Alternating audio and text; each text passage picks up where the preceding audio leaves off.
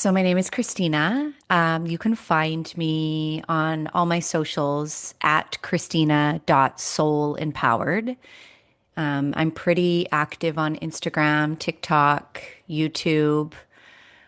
The Akashic Records, the Akashic Records came into my life many years ago when I was going through my first of many awakenings. I like to refer it as a layered experience, right? It's this experience of, we have our first awakening often, and that's the big one. That's where we feel maybe a massive rock bottom. And in my experience with my own journey and with others, it's like peeling back an onion of all these not self pieces that we learned from the conditioning and the experiences we had growing up. It's all part of the process. But the Akashic Records came into my life when I was in the midst of a massive spiritual awakening. And what I began to learn through the records, I mean, once I learned how to access them, I went into my records every night for months straight. And I was receiving all of this information around my soul journey. Yes, past lives, like, you and I spoke, past lives are a big piece of the records, but that's one part. We can learn about karmic lessons. These are lessons our souls want to learn specifically on this path for greater expansion. Everything is with the intention of greater expansion because our soul has an intention of expanding into our highest frequency in this experience. And yeah, I mean, ask away, ask all the questions, but I could talk about the records forever.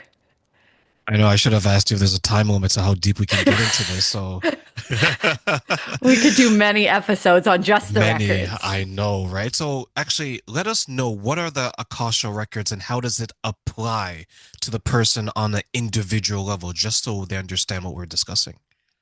Yeah, so I like to explain the Akashic Records as an energetic database of all of our soul's experiences. It contains everything. And you could think of the records as this big filing cabinet, and we each have a drawer in that cabinet. So we each have a record within the records. And you can connect. So I also like to say the records are a frequency we connect with. They are an energy. It's not necessarily somewhere we go. The records are also within us because our souls are within us and our souls hold all of this information.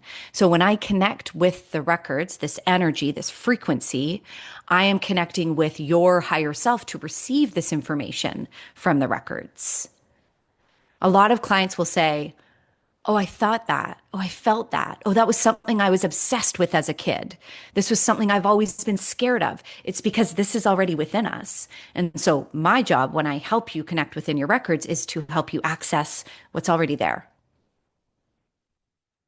Is that difficult for people to tap into to learn about themselves when they're exploring with you through their Akasha records? Do you mean like when I'm receiving stuff, is it hard for them to receive that? Absolutely. Absolutely. So, it depends on the level of awareness. And I also say how much the person trusts their own gifts, their own connection, right? Because I can be doing a session with a client and we can be in their records and they might be right there with me, maybe not receiving the exact same information, but being like, oh, yeah, that rings true. That feels true. That resonates. Other times I've had sessions with clients where they're like, I have no idea what you're even talking about. But then when we get to the root of it, there's a lot of fear in the way. There's a lot of resistance. There's a lot of doubt, limiting beliefs. And that's our denser energy that can actually block our channel. It's the human stuff. And I'll tell you why I asked that question because there's some times where when I was going through it, I was trying to understand, and it could be a little bit overwhelming for someone who's new Hmm. and doing it alone. Like, I guess many things in life, right? Now, when you're working with someone and you mentioned their abilities and their senses, and you're mentioning their gifts, right? Once they start to have things revealed to them, Hmm. what are maybe some of the obstacles that you see that they experience when they're engaging in it? Mm.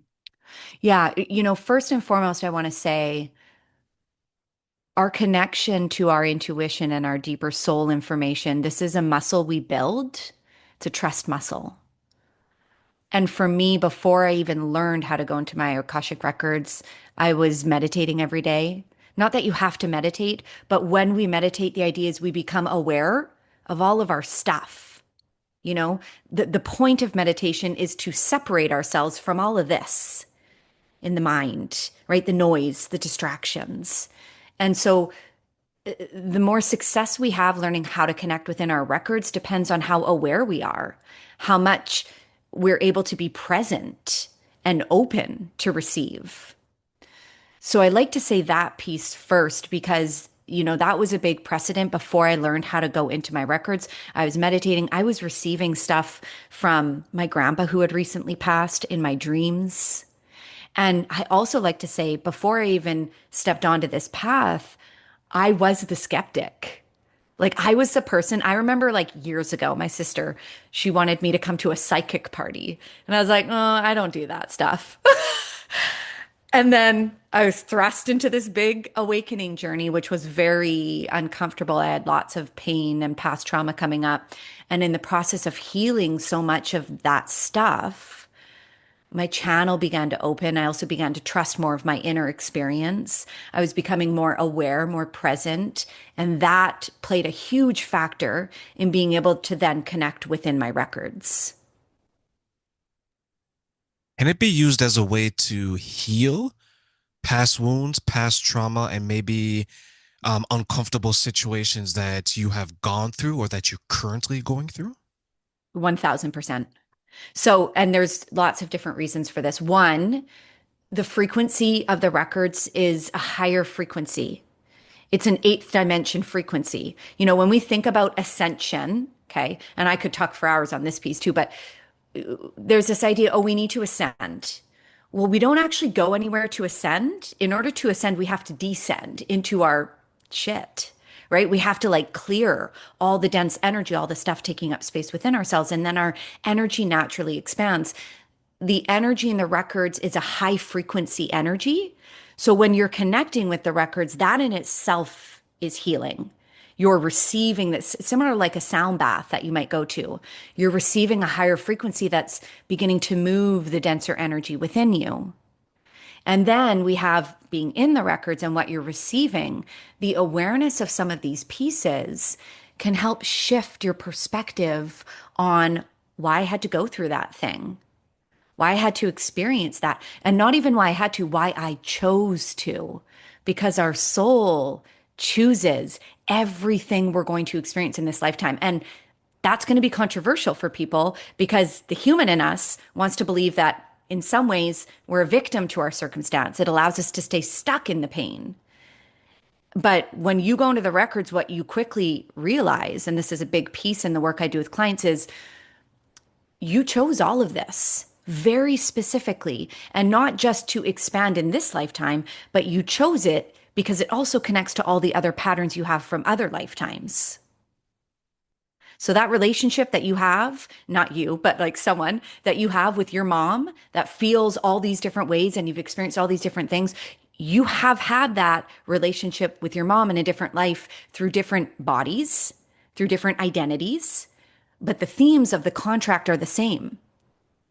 And you're replaying that in this life to begin to heal through it with higher awareness.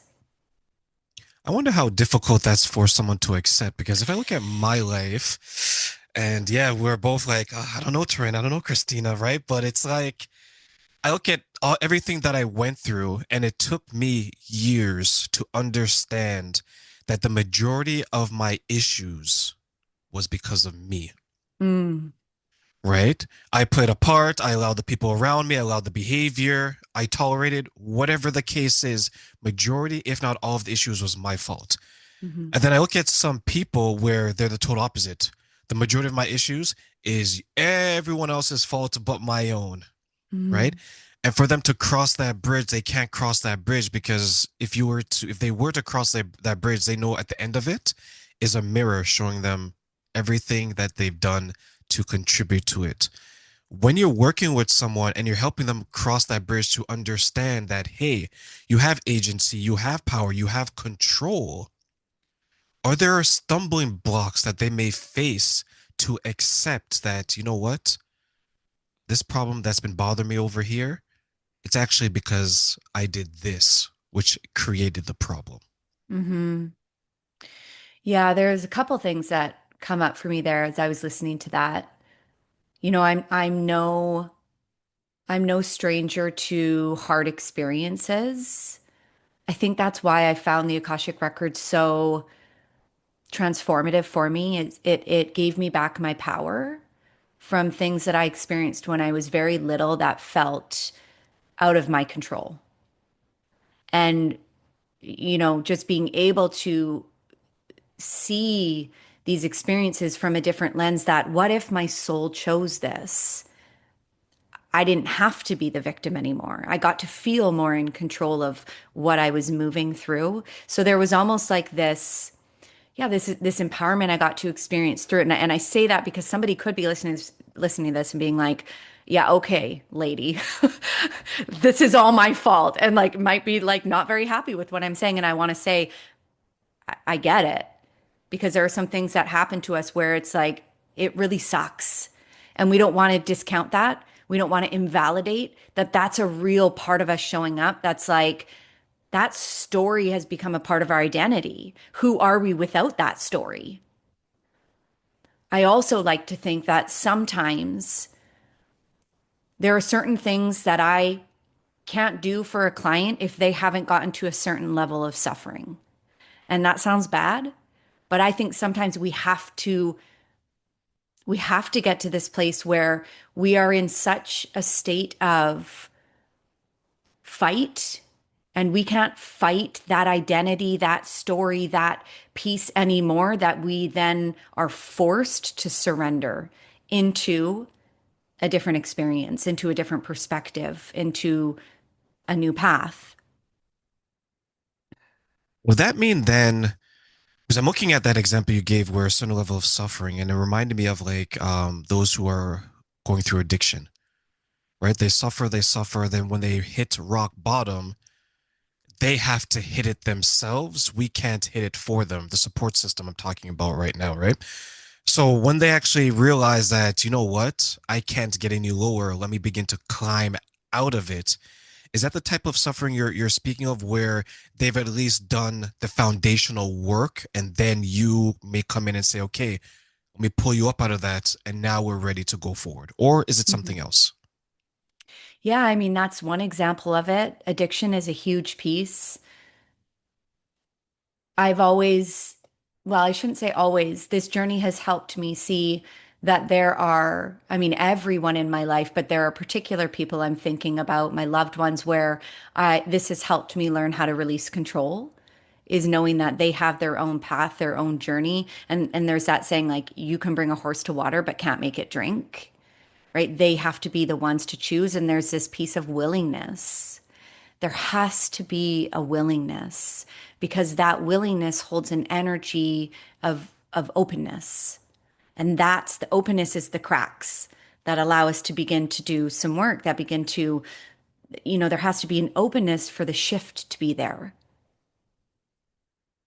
But I find that sometimes, and, it reminds me of my own journey when I became a new mom. I was fighting so hard to feel in control of what felt very out of control. My mental health was at a rock bottom. I didn't know who I was anymore. Nothing was the same. I had so much rage and anger showing up, and I didn't know what to do with any of it. And prior to becoming a mom, I thought I had shit in the bag. Like I was like, I got this figured out. I've managed to control everything in my life. I figured out, I was a high school teacher for 13 years. I was like, I figured it out. And then motherhood hit and everything crumbled. It was my first awakening into, oh, maybe some of these pieces aren't actually who I am. But I had all this anger and rage coming up. And I'll admit to this addiction piece, I for sure had an addiction to control.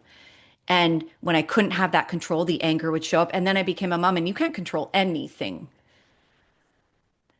And I had to get to this place where I was and I had all these, these intrusive thoughts coming up. I had all this past trauma showing up. I didn't know what to do with any of it, and I was fighting it and fighting it and fighting it. And then one night I found myself on my bedroom floor in the fetal position with no fight left, and I said, I don't know what to do anymore. And that was the moment where I couldn't fight anymore. It was the surrender moment. And I think sometimes that has to happen. It's like that ego in us, it has to see that there's a different way.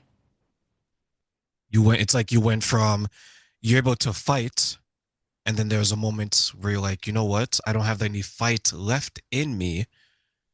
Mm-hmm. Now I need to have healing Mm. in me, right? And I think so many people go through that because the defensive nature within humans is to you don't like something, you rage against it. You don't like something, you fight against it. Like how many times you've seen injustice and you start to feel hot and right? And you feel aggressive, regardless of who you are, right? And then if you look at life will throw you obstacles. And I always say this to the women I work with. I was like, life will show you subtle clues that things need to change. The Mm. longer you ignore it, the more in your face the clues will get until life is going to confront you and say, there's no more running from this. Mm-hmm. Mm-hmm. Fight it, heal it, or embrace it, right? What are your thoughts? Yeah, and when you say that piece, and this is a big piece that I work with women as well with building intuition, is the body always knows. Our body is our strongest intuitive tool, especially for women, and we've become very disconnected from it. And so part of being able to learn how to ride the journey, learn how to ride the wave, learn how to pay attention to what's showing up is actually spending more time in your body. And somebody might say, well, I am in my body every day. Well, we can be here in our body, but actually be in our mind the whole day. Like to be in our body is actually to be embodied, to be feeling and noticing and becoming aware of the subtleties in our energy, the contraction when maybe we're in an energy that doesn't feel right, the subtle no's and the way that our energy and our body says no. Like these are so important. And so when you say that piece, life's always showing you, and I would say life is mirroring what's already showing up in your body in a lot of ways. Why do you think people ignore what their body's telling them then? Mm. I think for a lot of people, we'll grow up in an environment where our experience is invalidated. The space isn't even held to understand our experience. That's something big that I've worked on with my kids because when I was growing up, nobody sat with me and was like, what are you feeling right now? What's showing up for you? Where does that show up in your body? What are you needing? Like, yeah, right. That was never a thing when I was younger. And so that's something I really help my children do. And what I notice with them is they already know. They just need help holding the space. And so I think to answer that question, why don't we listen? Because I believe we actually come into this world as pure lights, clear, open, receiving. And then our pain and our trauma layers on top of us, that the layered onion, where we stop being able to sense, where we stop being able to notice, where we don't trust what we're experiencing, where we spend a lot of time up here, or where we were forced based on certain trauma to leave our body because it wasn't safe. And so it's a practice of coming back home to this space. It's like someone who is, because of their circumstances, they're in a survival mode. So Hmm. they don't necessarily have the quote unquote time to feel it out because they're always preparing to either fight it out or think it out. To your point, right? They're stuck in their mind and not embracing their body. So how can then we try to right that ship and correct it to become more in tune with our body, listening to our Mm. body, and of course, understanding our body? Yeah. So Nervous system regulation is the first piece. Because if you are dysregulated, so I like to explain our nervous system. It's our primal survival piece within us, right? You could think of it as a thermometer. When we are dysregulated, we're either in fight flight, which is a heightened activated part of the thermometer, or we're in freeze fawn, which is more of a lower temperature cold, right? Sometimes frozen in place, fawning, trying to people please. So these are both dysregulated states. And when we're in a dysregulated state, we're not present. We're not grounded in our body. We can't access our intuition because our channel is closed, it's contracted. So I say, first and foremost, nervous system regulation is the first piece. If you're a mother and you're listening, I cannot recommend this enough is making space each day to regulate, and even better with your kids because they're receiving that in the same moment. But learning how to come home to the body is actually learning how to regulate first, because if our intention actually is, okay, I'm going to come home to the body today, but if your body has never been a safe place to be, there's going to be a million reasons why that won't happen, because you'll have protective mechanisms that say, oh, stay busy today. Oh, I've got too many things to do. Oh, distract myself by doom scrolling. All these different things that you're going to do to prevent yourself from coming back here because that's not safe. And so regulate first. There's a woman I know that she works hours and hours and hours. And she had a number, well, I shouldn't say number because she's going to say, Train, I don't date. She had a few bad relationships, right? And she ignored her body. And the way that she did it, which is the way I think a lot of men and women do it, is that straight into work, Mhm. long hours. Because remember, you don't have to be home, you don't have to think. All you have to do is focus on the task of the job. And what happened to her is that she started to get sick, and she got sick to the point where her back was hurting. She had to have surgery and she couldn't work. So her safety, life took it away. Mhm. Now she had to embrace and confront everything. And her life did a total 360 because when she started to listen to her body, she realized that the job is going to continue on. The Mhm. job is still going to be there. The only thing that she was left with was her sickness and the trauma that she was ignoring. Do you find sometimes that it takes sometimes drastic situations for someone to have the light bulb moment and be like, you know what? I need to listen to my body right now because if I put it off any longer and if I ignore the trauma that's building up with it, I may not live for that for much longer. Oh yeah. Yeah. And it goes back to that piece of sometimes we do have to hit that place for me being on the floor in the fetal position where the things that I'd always done were not working anymore. You know, with your friend you were just speaking of, I'm sure this was probably a pattern for her and she probably maybe even saw that pattern played out with a parent. And so there's actually probably a sense of safety and familiarity in that pattern. And this is where we want to get curious. You know, pattern work is so important because if there is a safety there, if there's a familiarity there, we will just keep doing it because our system is built for safety. And so it will do whatever it needs to do to create that safety, even if it's not good for us. And then, you know, I like to say the body actually starts off by whispering and then speaking a little bit louder and then screams to finally get our attention. But it's often the screaming where we finally listen. But the body is this beautiful, intelligent system because its whole job is to keep us whole, is to clear the things, right? So when we get to this place where we're in this rock bottom with our health, with, you know, disease, dis-ease, it's actually a sign that we're really disconnected from our truth, from what we're truly needing. That's exactly what she said. She pointed out that well, she later realized it was a safety thing because the people that she was with, she couldn't rely on them to do it. So she had to work herself to that point. But to what you mentioned, once the job wasn't there anymore, she couldn't work it, Hmm. then she had to realize, okay, I need to surround myself with better people because at that time she was all that she had. And when she had to rely on some people not only to financially take care of her, they weren't present. When she needed people to drive around, they couldn't do it. So I always found it interesting that, like, if I, how people will come to terms with certain things in their life. And Hmm. when you mentioned to just to go back to the Kosh records, does that mean that in the records there was indication or maybe that this happened previously to that Hmm. person? Yes.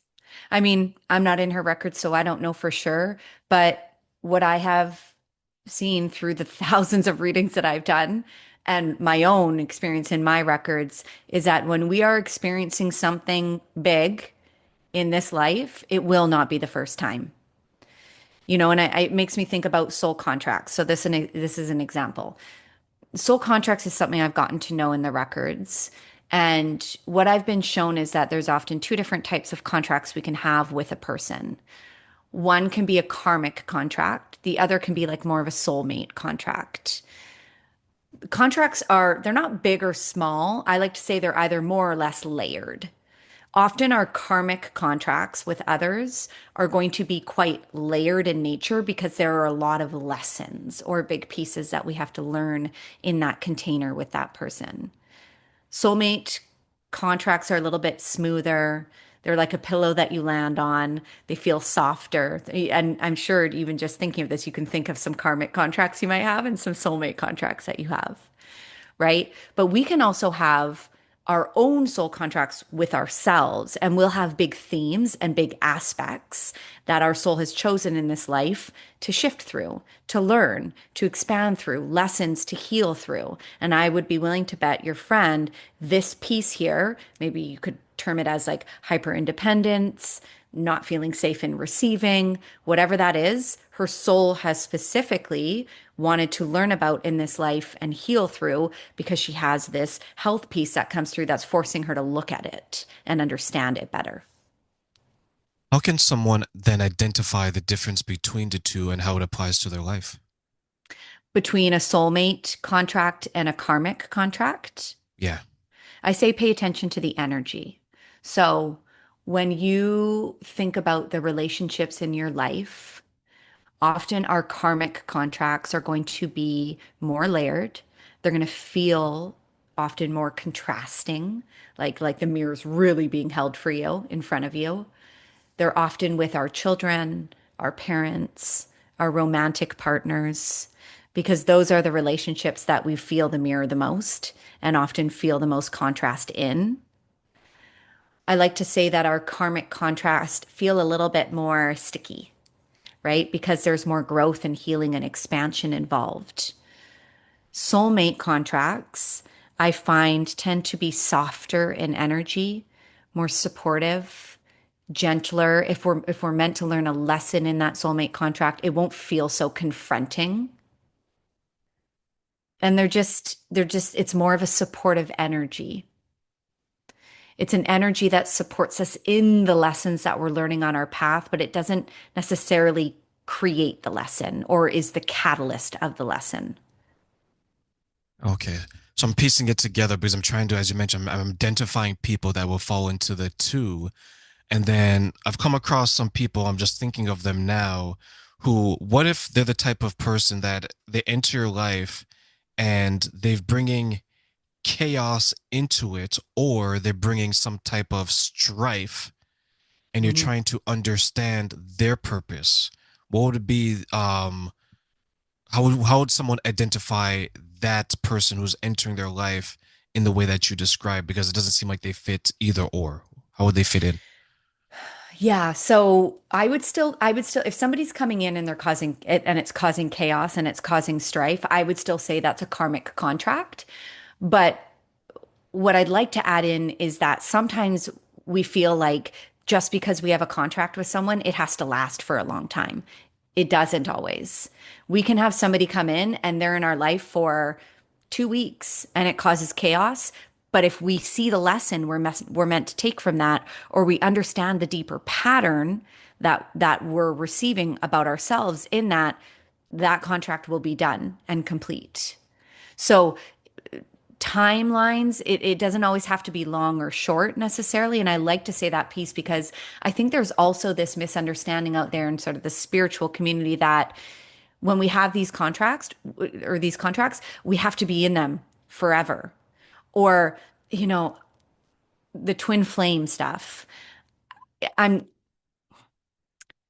It's not that I'm not a fan of it. I just feel like a lot of people give their power away when they think someone is a twin flame in their life and that person has to be with them. They are my twin flame, they are my second half. Well, no, if you want to use that label of twin flame, that's fine, but you need to recognize that whatever that person is doing is showing up is showing you yourself.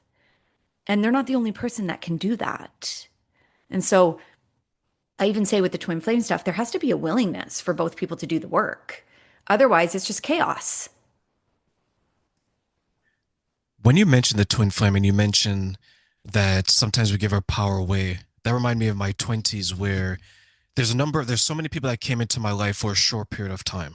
Let's say like 2 years or less. But I learned so much about myself because I realized that, okay, I'm tolerating this type of behavior. Hmm. I'm ignoring this type of characteristic.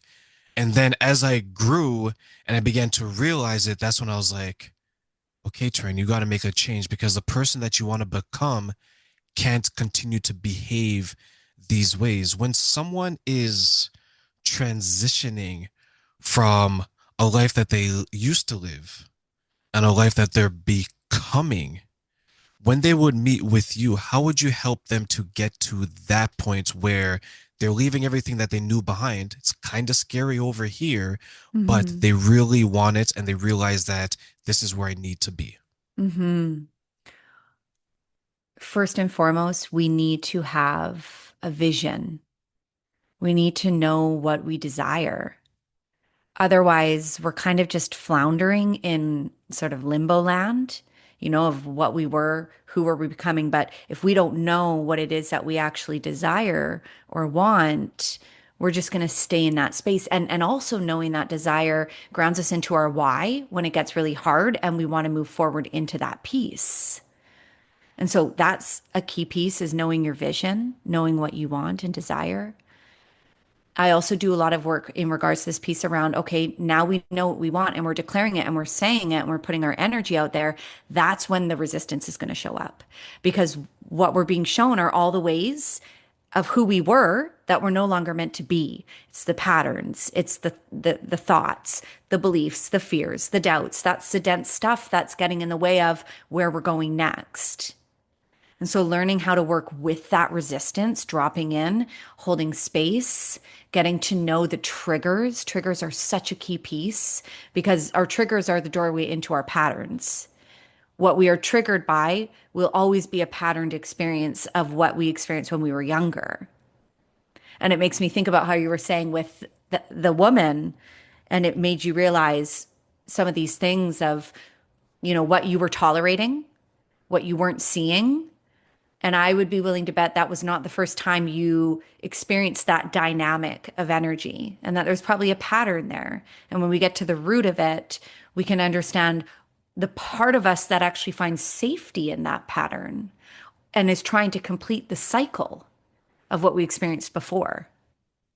Yeah, there was one year, to your point, I'm going to answer that, that the same year, the girl that I was dating at that time, it ended, my parents' divorce, I had to change my jobs, and I was losing my friends all in the same year. To your Mhm. what we talked about, right? The whispers in life is like, okay, not hearing the whispers, we're gonna scream it in your face, right? Yeah. And I I remember moving to a totally different city and I had to rebuild everything because Mhm. everything was falling apart. And I remember I sat, and I'll share this. I sat in that apartment and I'm sitting there. All I had was the bed and a chair. And I was like, you know Mm. what? I have very little material things in this apartment, well, condo that I was renting, but I have peace. Mm. And that piece at that time, I couldn't put a price on it because I remember the movers helped me. And this is when I used to, this is when I first moved out, and they brought over beer. Me, these two movers, after we just sat there and just talked. And I had so much peace. And I was like, wow, behind me before this day, absolutely chaos, right? Mm, And it was like traumatizing, and you didn't know was going to happen, and you're triggered because you're like, oh my god, I'm alone, I'm going through this, I don't have anyone around me. But I had to figure it out. And when you pointed out like trauma and resistance, because I know how difficult it was for me, and I know what I had to do to overcome it. The clients that you work with, is that overwhelming for some of them to confront and of course work mm, through? yes. Yeah. And, that's such a key piece in first the work that I had to do within myself to now be able to hold the space for my clients because I've had to go back to some really, really hard pieces of things that I experienced when I was little, very traumatic experiences. And I've done a lot of somatic work to stay in my body and complete the cycles of the trauma, right? Because trauma is really just we experience something, we can't process it, and the brain takes a snapshot and then it gets planted in our nervous system so we can then look out for that danger moving forward. And so when we go and we heal trauma, we go into the body, we it will come up again and we learn how to stay in the body and complete the cycle. But paired with this is parts work. And this was a really big piece on my journey as well as if anybody's aware, parts work, Richard Schwartz, internal family systems. What you learn to do is work with these pieces that show up, these parts of you that fragmented and form their own identities when you experience trauma. So some people might have a part that's a people pleaser. Some people might have a part like addiction. Some people might have a part that is a perfectionist. These are all parts that form within us to create safety and control. And so to come back to this piece of, how do I work with the client who is maybe overwhelmed or shut down in working through their trauma? We learn how to safely and slowly get into the body. And as we are moving through the trauma that's showing up, right, we look at the triggers. We then begin to go a little bit deeper with the trauma that's resurfacing. And we work with the parts that are trying to come on and create safety and control. I call these the gatekeepers and create new patterns of safety in the body, of connection, so that the deeper self can come online and they don't feel overwhelmed in all of it, so that they feel deeper trust in it.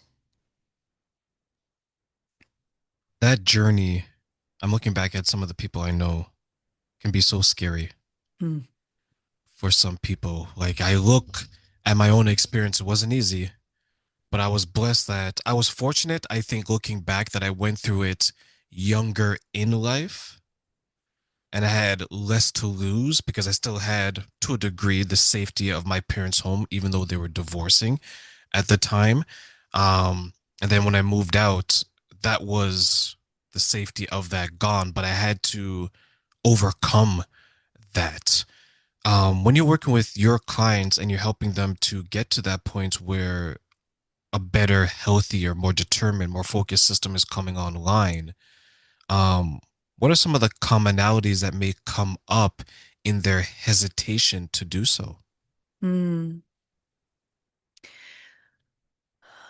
I mean, we all have these protectors inside of us that want to keep things the same because it's familiar and it's safe and it's what we've always known. And so it's about learning how to create trust in the system. One of the biggest commonalities is the resistance that shows up in even dropping in even looking at some of these things. It's interesting when you were talking there, it had me reflecting on when I became a new mom and how much stuff was resurfacing within me that I didn't know how to hold. I didn't know what was going on. I was like, I just knew that I was in a really dark place. And I had so much anger, showing up. I had so much anger and rage, but it was coming out in a way of like trying to just control everything. And it was like this like boiling pot inside of me. And so anything that was going on, I was just in such a fight flight place. And I experienced this really hard moment where I was trying to, my two kids were, this was part of my big rock bottom. My daughter was like 6 months at the time. My son was like 3, and he is a wild child. He definitely is one of my karmic contracts in this life. Like he's taught me so much, but it has been so challenging, and he's had his own emotional challenges, and he's been such a teacher for me in that. And it was this really stressful day. I was trying to clean the house. I was trying to get my daughter to eat. My son was running around, screaming, throwing things.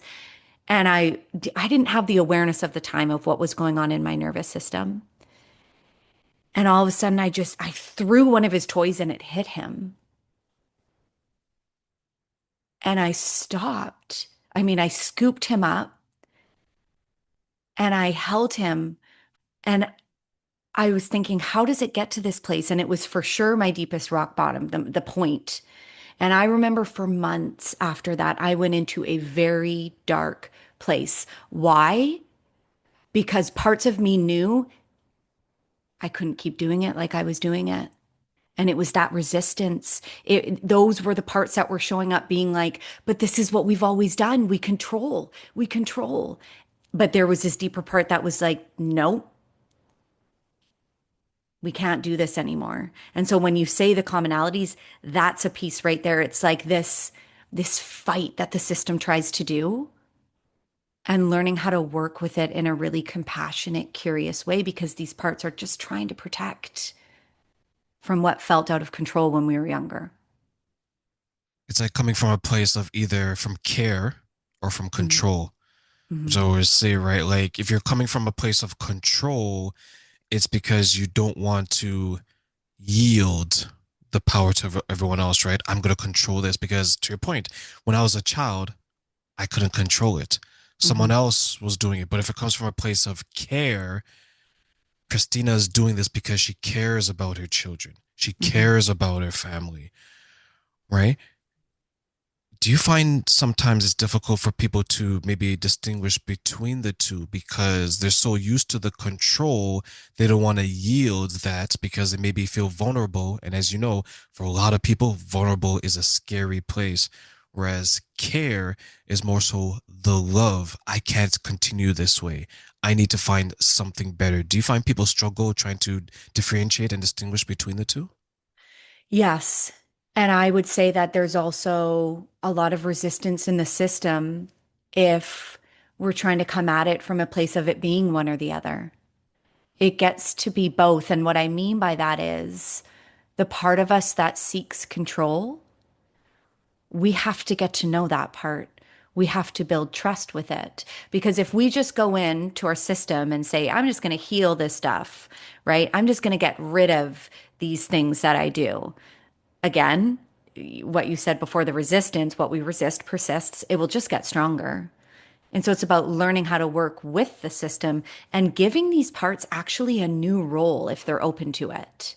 So the part of me that likes to control, dang, it comes out in really great ways when I'm cleaning my house. I'm like, hey, have at it. We're gonna do like a crazy clean, and it's liberating. And so it's actually about not one or the other. It's like, how do we work with and integrate some of these pieces? Because what I also believe is every trait we have has a shadow and a light aspect. And what I mean by that is it will either show up in the light in a really healed way, or it was never touched to begin with, so it's just clear and in the light, or it will show up in a shadowy way where it's seeking some type of control or disconnect or protection. And then that is to keep the person safe. Oh yeah. Always. Safety is the number one reason why we have all of these parts that show up. Is it to keep them safe maybe from themselves, from other people, or both? Hmm. I think of it more of other people, external circumstances, external conditions. I think when we start to do this work and we build awareness, we can actually start to see this is to keep myself safe, right? But I think in the beginning, when these parts form, and they're really, sometimes these are really young parts in us. Sometimes I'll be working with a client and it's like a 3-year-old part that's coming online. Other times, maybe it's like 13, 14, but these parts form at really, really young ages sometimes. And what's interesting is when we are so young, we internalize everything.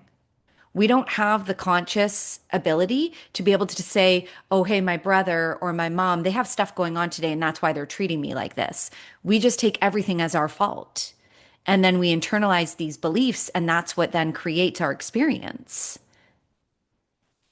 I've seen people go through that, and the women that I work with, they're much older in their age. They're probably in their late 40s, 50s, and almost 60.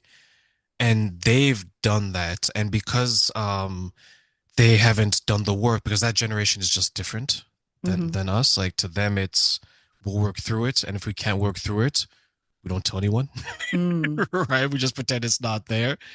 So they struggle with that because now when they've mentioned it, they're like, well, my parents didn't treat me well because I wasn't good enough, or um, they didn't give me complimentary words because I just didn't do anything well. I was an ugly child. I was overweight. I was dumb. I was stupid. I was unsuccessful.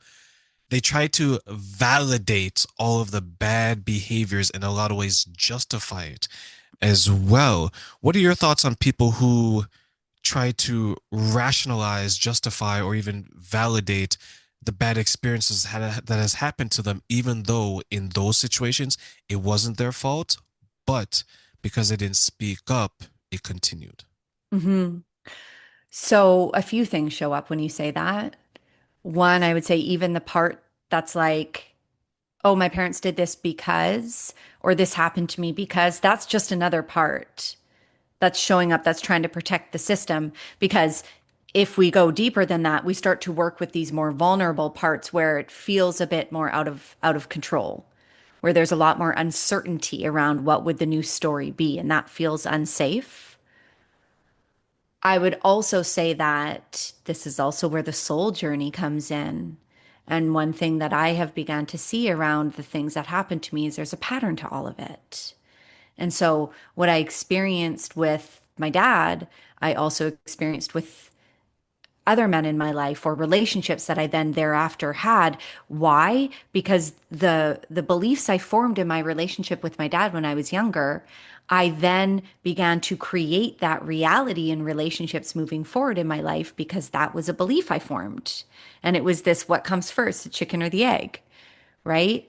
And so one, I would say if you're listening to this and you feel that come up of like, well, no, this happened because of this, I would start to get curious with that story. I would start to get curious with, is there a part of you that doesn't want that to change? Because what would that mean if that changed? How would that change the memories that you have or how you grew up? Or how would that really dismantle certain things within you? I think it's going to shatter the world that they're currently living in.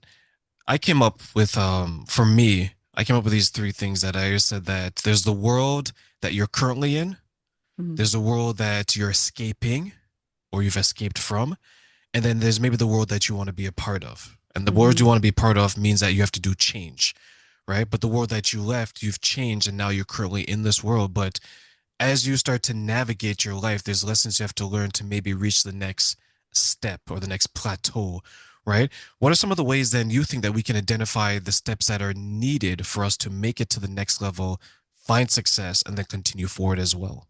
Mhm.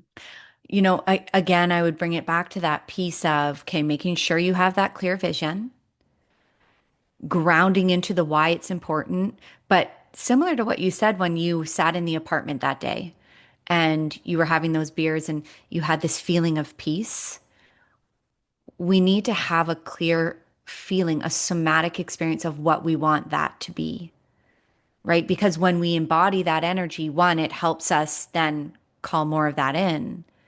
But two, it gives us a feeling of where we're going next. So having a clear feeling of how we want to feel in the next piece, being really aware of, again, the resistance that shows up of what's getting in the way. And then there's this other piece that I refer to as soul aligned action. Often, what will be the action that we need to keep taking, it will feel clear. There will be a deeper, grounded, more rooted certainty in it. And I say pay attention to where you're feeling.